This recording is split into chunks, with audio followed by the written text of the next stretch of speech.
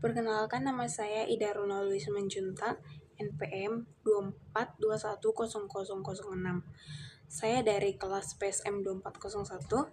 Di sini saya akan menjelaskan sebuah kasus tentang pelanggaran kode etik dalam dunia IT. Sebelumnya, saya ingin mengerjakan tugas ini dari mata kuliah Etika Profesi IT, dosen pengampu Aisyah Ritonga.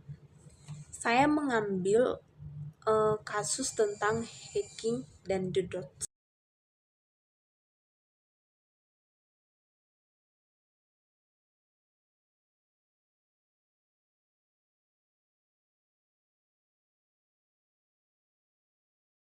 Tidak bisa dipungkiri, seiring perkembangan teknologi informasi bermunculan banyak aktivitas legal ataupun ilegal dalam dunia maya, seperti seiring perbincangan dalam lingkungan masyarakat, yaitu hacking dan DDoS.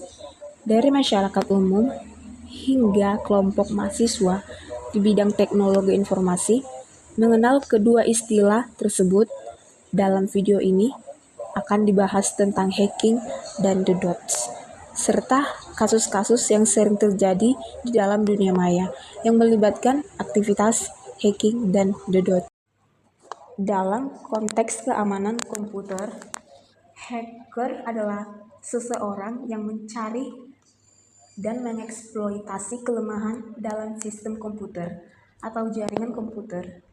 Hacker mungkin termotivasi oleh banyak alasan, misalnya untuk mendatangkan keuntungan secara pribadi atau kelompok.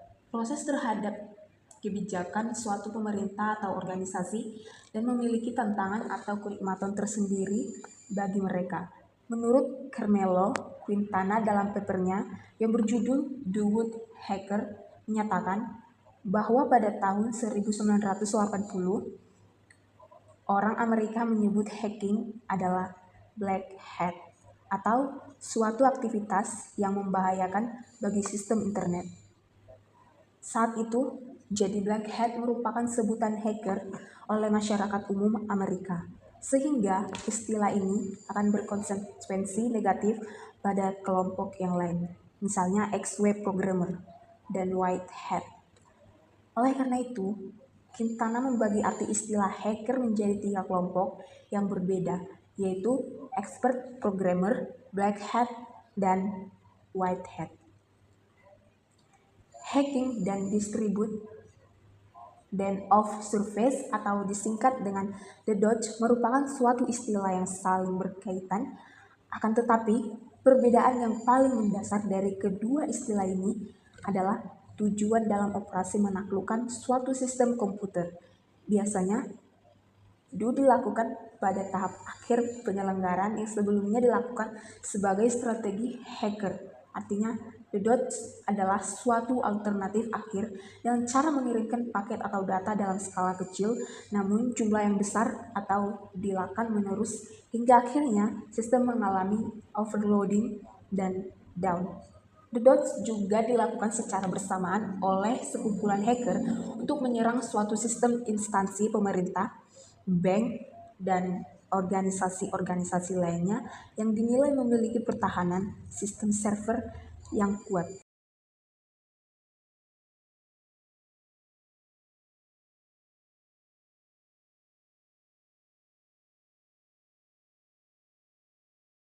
Hingga saat ini, banyak mahasiswa yang mendalami tentang sistem keamanan komputer atau jaringan komputer. Mereka dapat dikatakan sebagai seorang hacker apabila mereka memahami betul mengenai sistem keamanan teknologi informasi dan komputer. Tidak sedikit dari mereka yang terlibat dalam tindakan hacking di lingkungan mereka sendiri.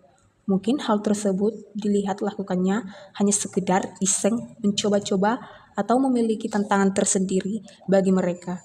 Baik itu tidak masalah, namun perlu diperhatikan bahwa sebagai seorang mahasiswa harus memiliki etika untuk melakukannya dan tentu harus dipertanggungjawabkan.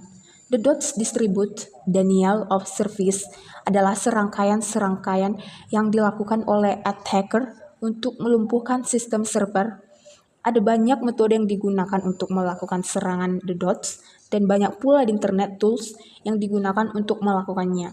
Contoh tools DDoS yaitu Loic atau Low Orbit, Eon, Canon, dan Ho atau High Orbit, Iron, Canon. Dengan tools ini, seorang attacker dapat melakukan DDoS dengan bermodal URI atau iPhone korban berikut contoh penyerang dengan menggunakan La Orbit, Ion, Canon.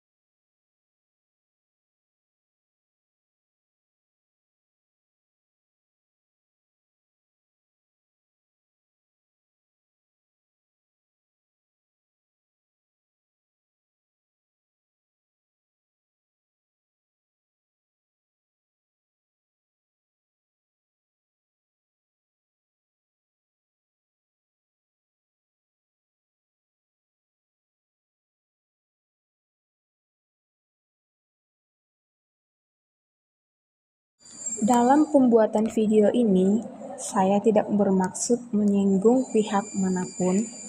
Bila mana ada perkataan saya yang tidak pasti di hati Anda, tolong dimaafkan. Sekian, terima kasih.